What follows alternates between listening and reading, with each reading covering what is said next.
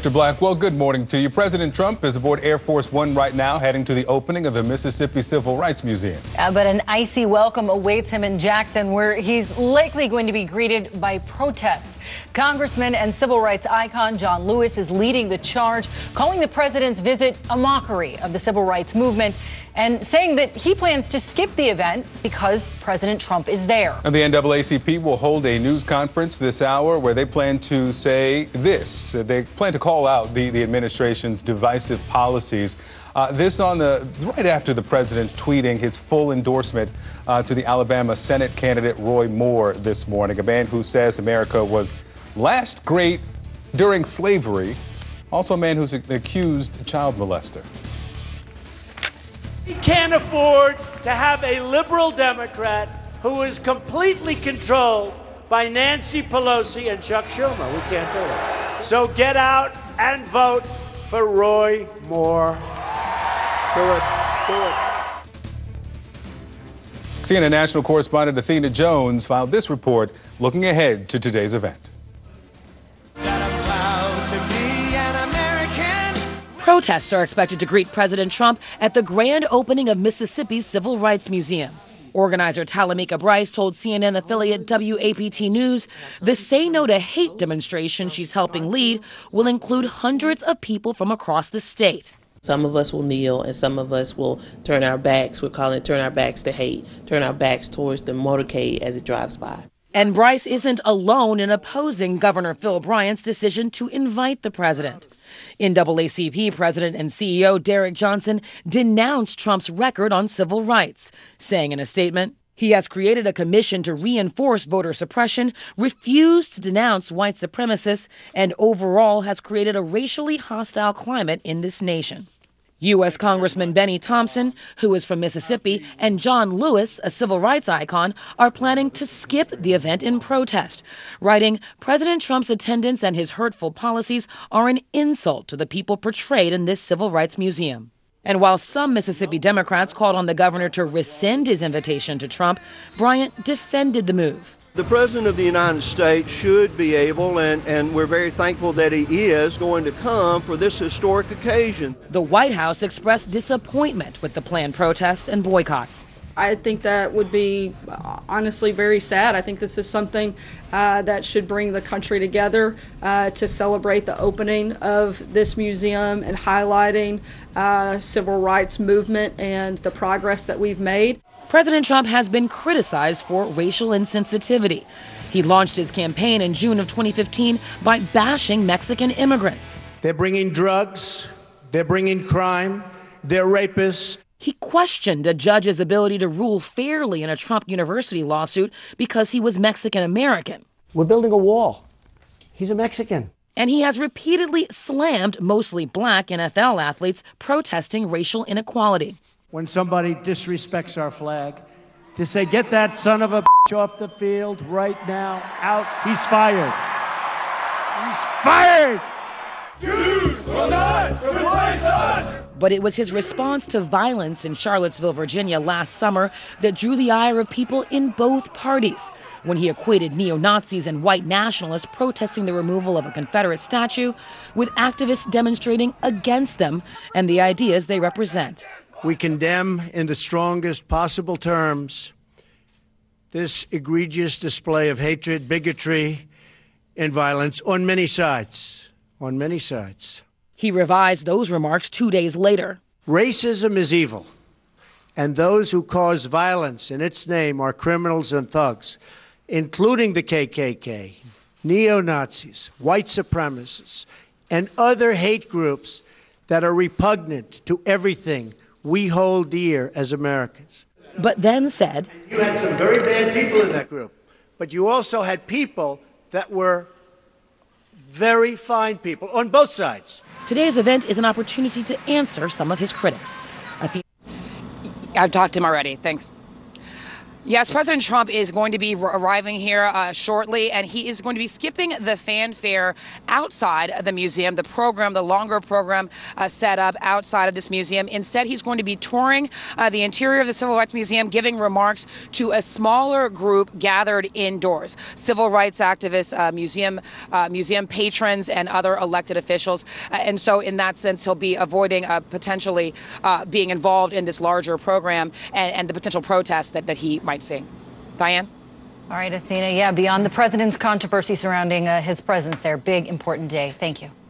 Well, as you've heard, the prominent black leaders are protesting President Trump's visit. Many are looking to the president's remarks about African Americans and to African Americans as a reason for shunning him or boycotting this event. Here are some of the president's comments. These are his words. Watch and listen.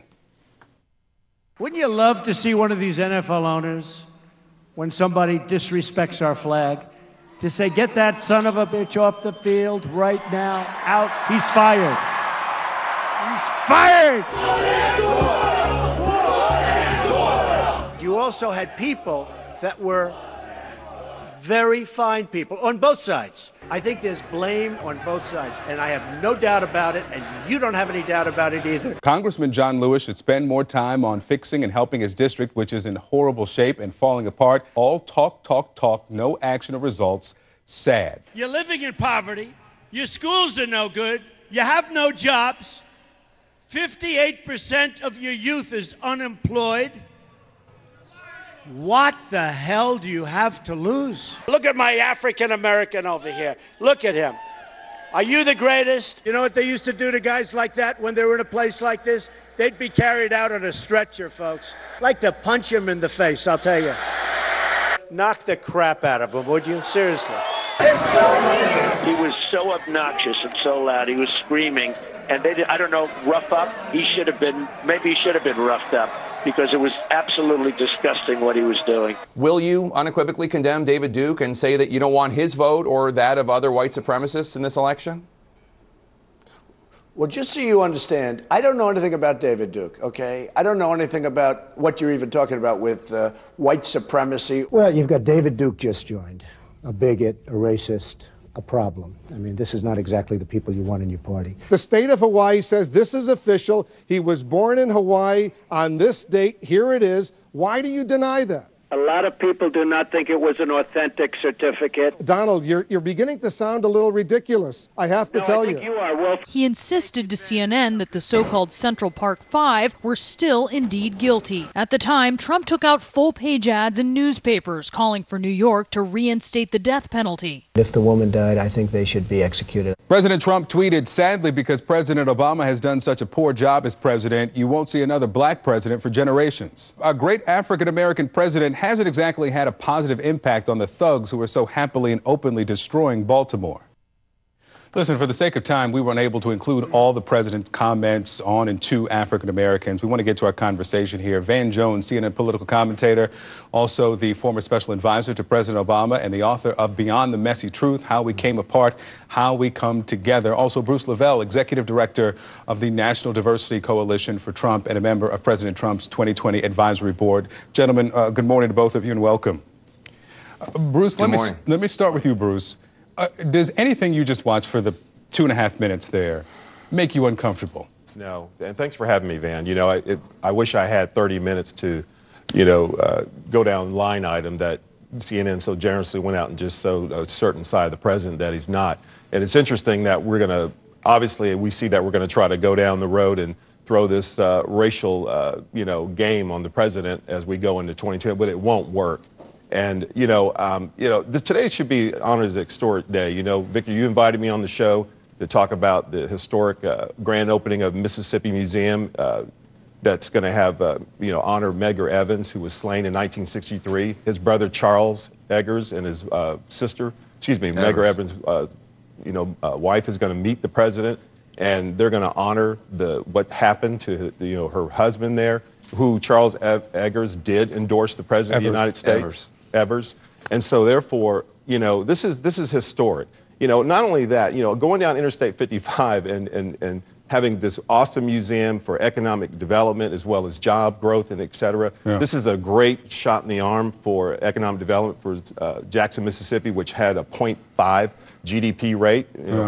So this is historic. This is big to honor everything that's happened in Mississippi. Well, let me get Van in this conversation. We've got just about 7 minutes together, but I want to bring Van in. Van, your reaction to what we just saw and your thoughts on these boycotts from Congressman Betty Thompson and from John Lewis and also from the mayor of Jackson, the NAACP. Well, to be fair to President Trump, he's in a no-win situation. Had he been invited and refused to go, he would have come under criticism. At the same time, having been invited and then showing up, he's subjected to even worse criticism because it's easy to show up for a symbol of racial progress. It's hard to actually stand for the substance of racial progress.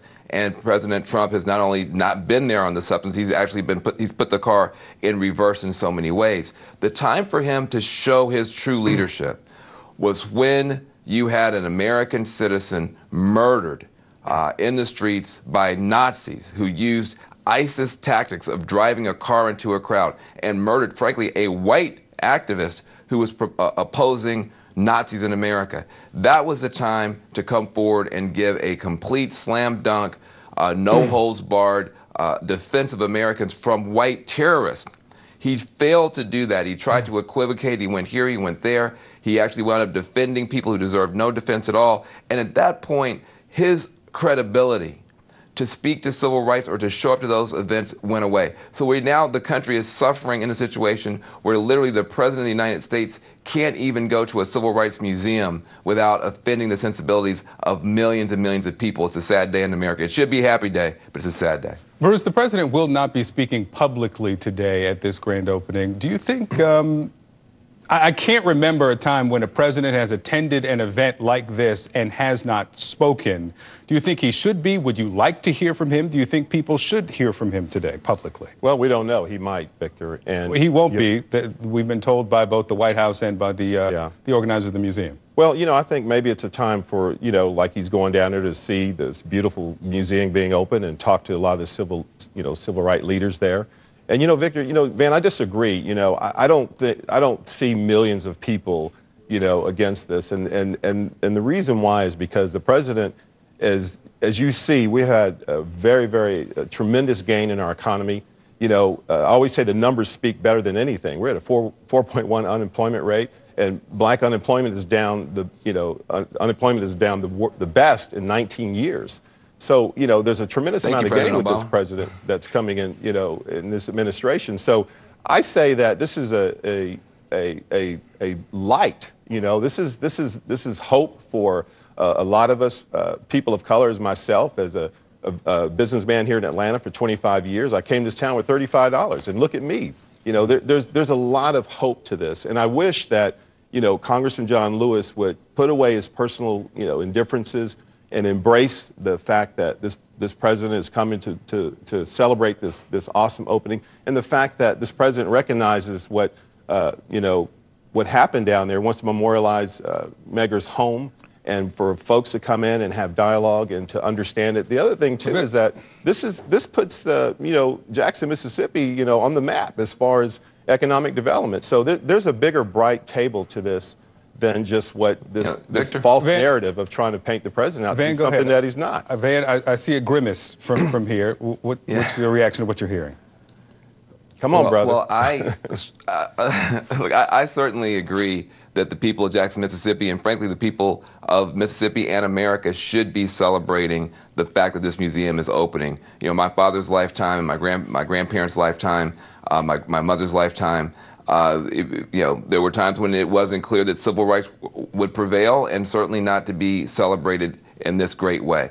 The problem that we have is that economic development and good economic projects and even a good museum doesn't deal with the fact that Monday morning we have somebody who's going to wake up in the White House who does not seem to actually believe in the things that Medgar Evers gave his life for, which is that we have to have an aggressive, forward-leaning approach in our country to bring people together, to find common ground, to use law when it's appropriate, to deal with discrimination. Those are not the things associated with this White House, and that is unfortunate. I also just want to say, John Lewis showed tremendous courage as a young man, being willing to go places that nobody else was willing to go. He was beaten, he was arrested, he was on a bus that was bombed and burned. He almost lost his life many, many times. He showed courage as a young man going places where nobody else wanted to go. Yeah. I think he's now showing courage as an older man, refusing to go where most people would be happy to go. Most people would love to go where the spotlight is, where the president is, where the cameras are. He's showing courage and integrity now, saying, I won't go, because I don't want to lend my credibility. He's the last living person who stood with Dr. King on that stage with the I Have a Dream speech and had a chance to speak himself. And he does not want to lend his credibility to a president who seems to be an enemy of most of what Dr. King stood for. And I applaud John Lewis for his consistency. I just got to wrap, but I want to make sure that we don't overshadow the people who are immortalized in this museum inside by just talking about the president who will be visiting. One of the persons we talked about, Medgar Evers, but also Fannie Lou Hamer, member of the Mississippi Freedom Democratic Party. The country met her in 1964 at the Democratic Convention that nominated then President Johnson. I want you to hear at home what Fannie Lou Hamer said back in 1968 as part of a documentary in the context of the civil disobedience protests the president has been criticizing NFL players who are kneeling during the national anthem at games. Let's listen. We know that this flag is drenched with our blood. So what the young people are saying now, give us a chance to be young men, respected as a man. As we know, this country was built on the black backs of black people across this country. And if we don't have it, you ain't gonna have it either, because we gonna tear it up. That's what they saying. And people ought to understand that. I don't see why they don't understand that. They know what they've done to us. All across this country, they know what they've done to us. An icon in civil rights history there in Mississippi. We'll talk more about this throughout the day, but I wanted to make sure that we at least heard from someone from Mississippi who was inside that museum, who's immortalized there. Bruce Lavelle Van Jones. We'll see if the president, if we hear anything from the president after he tours this museum and speaks with people. Thank you so much for being with us. Thank you for having me. Van, congratulations on the show starting next month right here on CNN. Diane? All right, still to come.